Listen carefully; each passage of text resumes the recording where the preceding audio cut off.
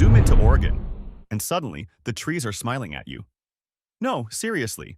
This is the Smiley Face Hill, and what you're looking at is a forest designed to grin. Each year in autumn, the trees change color, revealing a perfect smiley face that stretches over 300 feet wide. But this isn't natural. It's actually a decades-long prank by a local logging company. They planted larch trees which turn golden in fall, right in the shape of a face hidden in plain sight. For most of the year, it blends in. But every fall, the forest smiles back.